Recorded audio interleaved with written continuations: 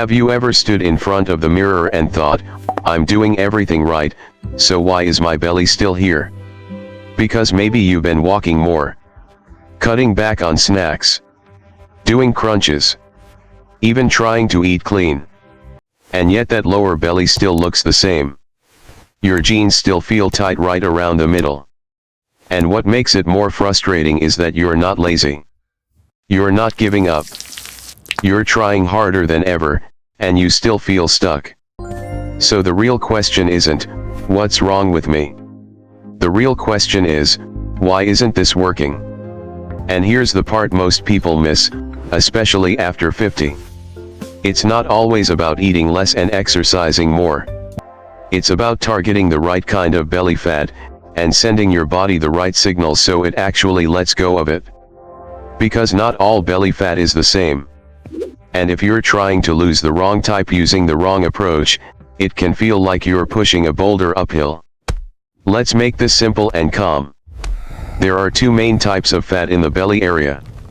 One is the softer, pinchable fat right under the skin. That's called subcutaneous fat. Think of it like storage padding. It's not always fun to have, but it's usually not the biggest health concern. The other type is deeper. It sits around your organs, under the muscle wall. That's visceral fat, sometimes called internal fat. And this is the one that tends to create that hard belly feeling where the stomach pushes outward, almost like a firm balloon. It's not always something you can grab with your fingers, because it's not sitting right under the skin. And here's why this matters. Visceral fat isn't just quiet storage. It behaves more like active tissue.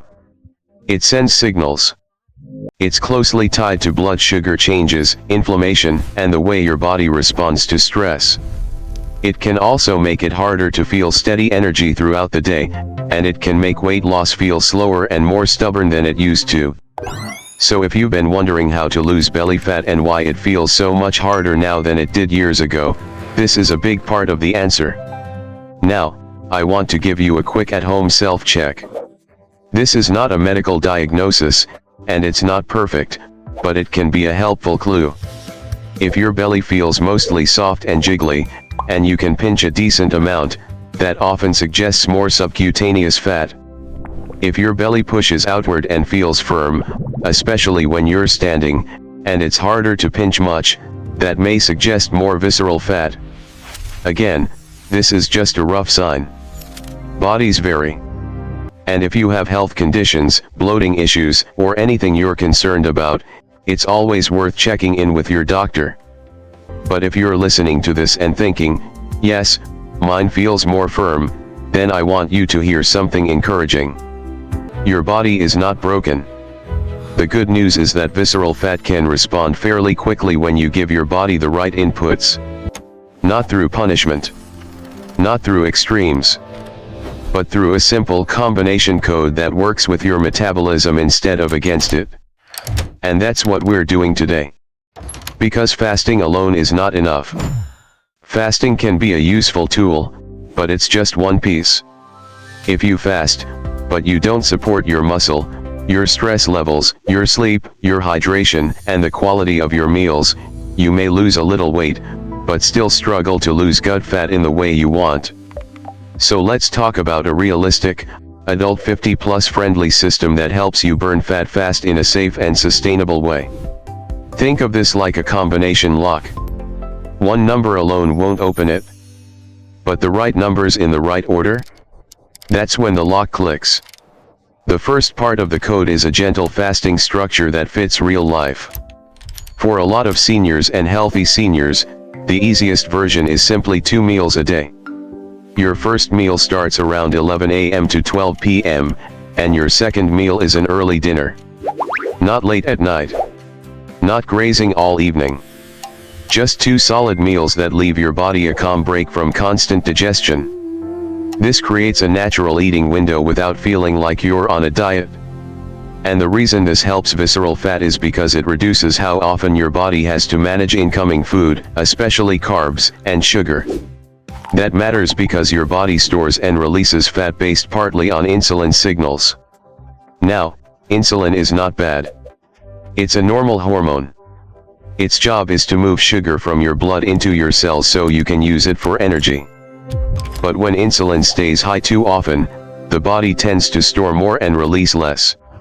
Over time, many people develop some level of insulin resistance, which simply means the cells don't respond as smoothly, so the body needs more insulin to do the same job.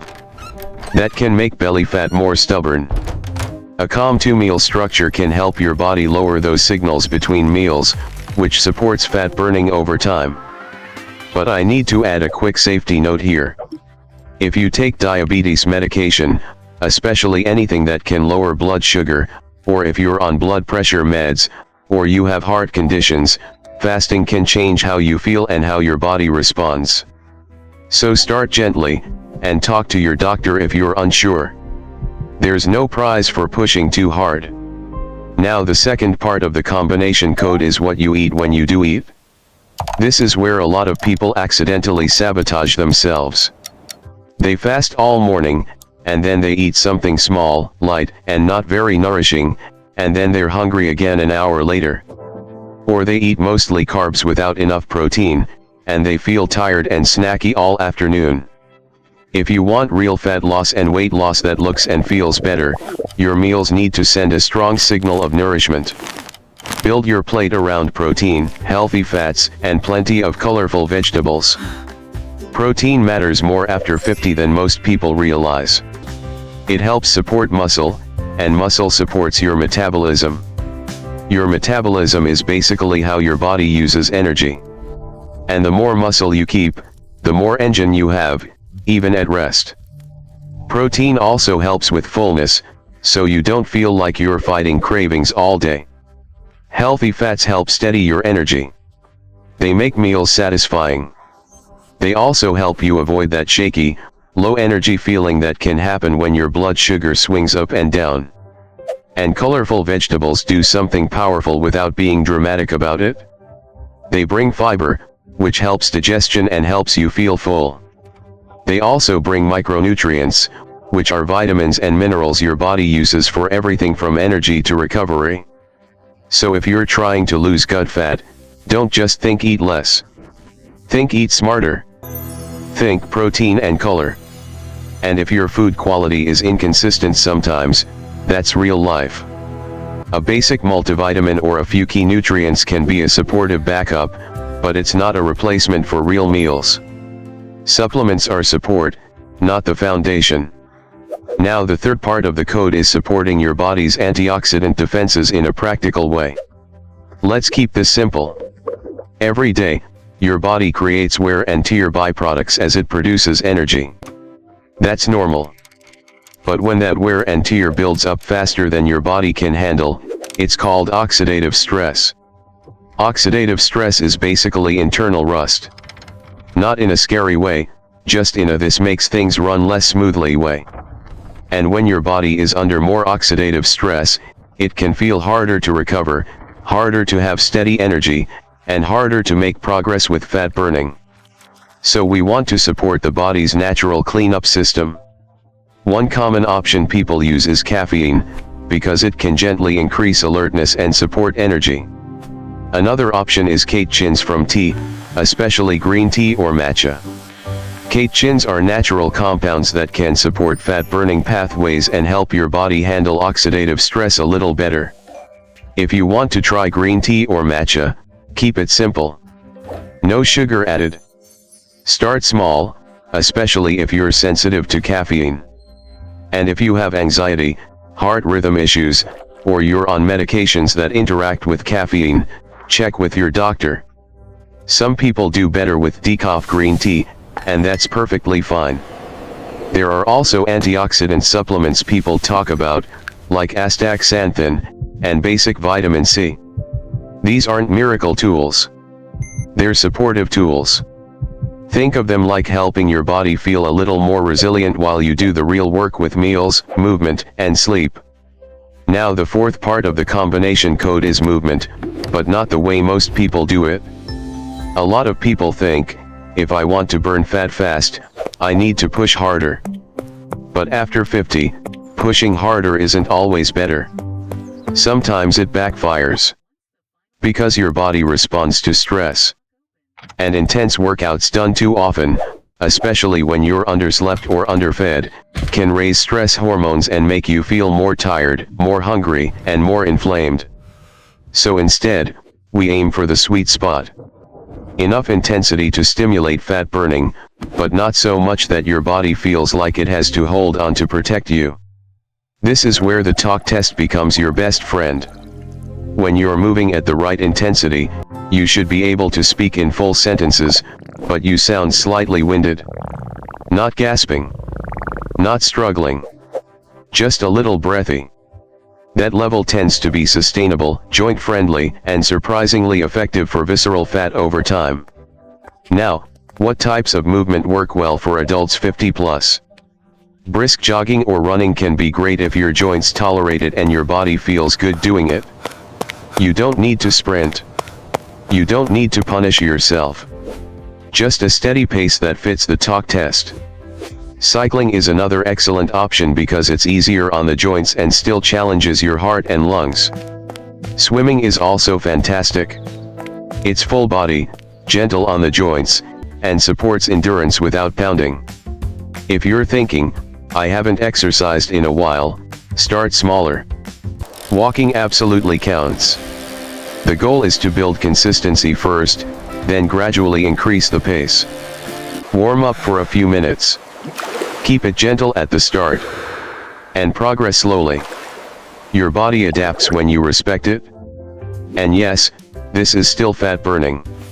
This is still how to lose belly fat in a way that works for seniors, because you're building the kind of movement your body can repeat week after week. Now the fifth part of the combination code is the cheapest and most underrated part, sleep and water.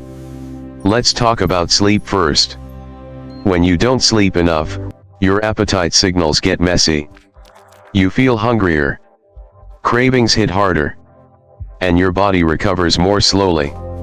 Sleep also supports metabolic balance, meaning your body handles food and energy more smoothly. You don't need perfect sleep. But if you can improve it even a little, your fat loss results often improve too. Try to keep a consistent bedtime. Keep the room cool and dark. And if you can, stop eating too late at night, because digestion can disrupt sleep quality. Now water.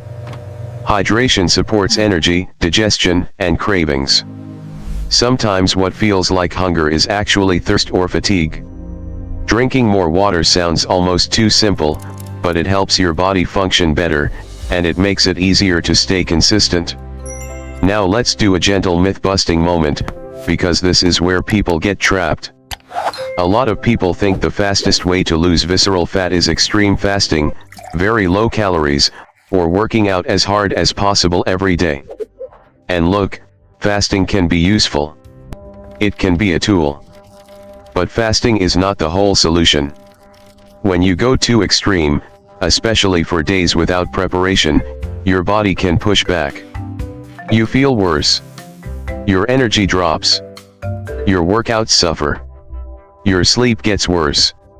And your hunger gets louder. And when you cut calories too low for too long, your body can adapt by slowing things down. Your metabolism becomes more cautious. Not because your body is broken, but because it's trying to protect you. That's why people often lose some weight quickly at first, then stall, then feel exhausted and frustrated. So the goal is not to be extreme. The goal is to be consistent. Because consistency beats intensity. Now, let's pull this all together into a starting tomorrow rhythm that actually feels doable. You wake up, you have water, maybe coffee, or tea if it agrees with you.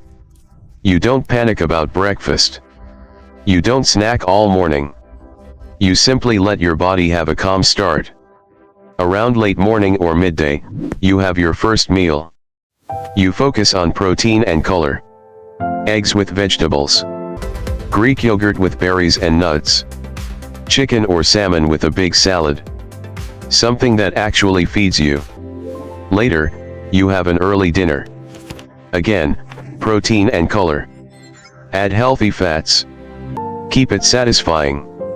You're not trying to eat tiny meals. You're trying to eat solid meals that reduce cravings later.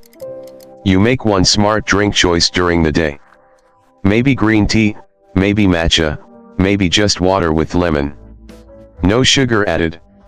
Nothing complicated. You move at the right pace several times a week, using the talk test. Not punishing workouts. Not exhausting yourself. Just steady movement that you can repeat. And then you protect your sleep as best you can. You drink enough water. You let your body recover. This is how you lose gut fat without feeling like you're fighting yourself every day. This is how you support your metabolism without burning yourself out. And this is how you burn fat fast in a way that still feels safe and realistic for adults 50 and up. So if you've been stuck with belly fat, if you've been worried about internal fat, if you've felt that stubborn hard belly that won't change no matter what you do, I want you to remember this. Your body is responsive. It listens to signals. And when you give it the right signals consistently, it can improve. Progress over perfection. Consistency beats intensity. And small changes, done repeatedly, can create big results over time. If this helped you, take a second to like the video and subscribe. And if you want, share in the comments what you're working on right now, whether it's how to lose belly fat, improve energy, or simply feel better in your body again. I read your comments, and I'll be cheering you on.